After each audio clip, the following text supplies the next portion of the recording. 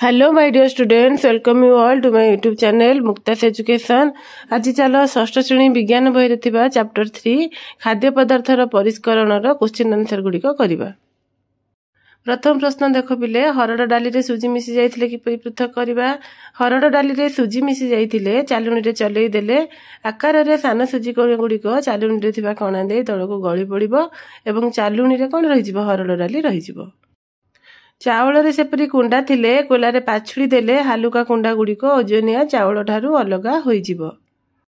सेहीपरि अटा रे चोकड़ थिले चालुणी रे चलाई देले अटा कणिका गुड़िक तलकू गली पड़िबो और चालुणी रे चोकड़ कणिका गुड़िक रहिजिबो। उखुड़ा रे धान चोपा लागिथिले बा लिया रे धान चोपा लागिथिले हाथ रे बाछिबा द्वारा धान चोपा गुड़िक अलगा करिहबो। गोलमरीच सहित पाचिला अमृतभंडा मिसिथिले एहाकु पानी रे भल भावे गोलाई देले ओजनिया गोलमरीच तले बसिजिबो और हालुका पाचिला अमृतभंडा मंजी पानी रे भासिबो। एहाकु आश्रवण और अवक्षेपण प्रणाली रे अलगा करिहबो। 2 नंबर देख पिला माने पार्थक्य दर्शाइबा, पाछुड़ीबा और उड़ाइबा। पाछुड़ीबा एही प्रणाली रे हालुका पदार्थ ओजनिया पदार्थ ठारू अलगा करा जाए। कुला साहाय्य रे खाद्य पदार्थ को पाछुड़ा जाए। एवं उड़ाइबा एही प्रणाली रे हालुका पदार्थ को ओजनिया पदार्थ ठारू अलगा करा जाए। चाउल भली खाद्य पदार्थ को कुला रे धरी ऊपर को तळकू धीरे धीरे ढाळिले पवन द्वारा हालुका कुंडा काठी उड़ी चाउल ठारू अलगा होइजिबो। खरे देख धान बाड़ाइबा और बेंगला पकाइबा। नड़ारे धान लगी भाड़ी बा घोड़िया रे बाड़ी अलगा करी अमला कर जाए एवं बेंगला पकाइबा हो शस्य पेंडा कटा जाए बेंगला साहाय्य रे शस्य अमल करा जाए। अवक्षेपण और परिश्रवण जल सहित मिसी रहिथिबा अद्रवणीय कठिन ओजनिया पदार्थ को अवक्षेपण प्रणाली रे पृथक करा जाए एवं जल सहित मिसी रहिथिबा अद्रवणीय कठिन पदार्थ को परिश्रवण प्रणाली रे पृथक करा जाए। तापर 3 नंबर देख, केउ प्रणाली पे आवश्यक, कुला पाछुड़ीबा बा उड़ेबा कार्य पे आवश्यक, चालुणी चलेबा प्रणाली पे आवश्यक एवं फिल्टर पेपर परिश्रवण प्रणाली पे आवश्यक।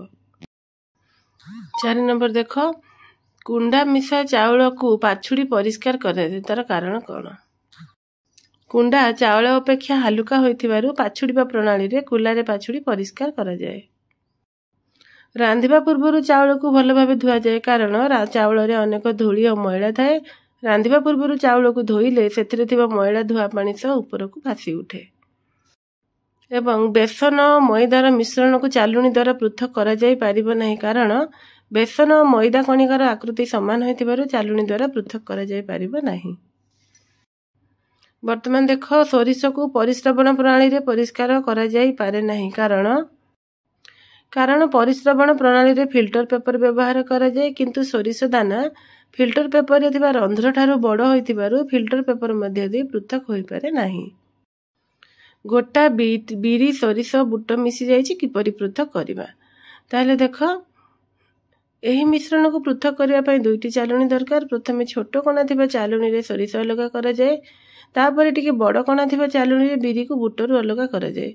जदि अल्प मिश्रण होई थाए हाथ रे बाछि मध्ये अलगा करा जाय पारिबो। ताले पिला माने तुमे एही विषय उत्तर गुडी को खाता रे नोट करि नबो एवं चैनल टी को भल लागिले सब्सक्राइब निहाती करिवो। वीडियो टी को भल लागिले लाइक शेयर और कमेंट करिवो। वीडियो टी को देखिथिबारु समस्त को थैंक यू।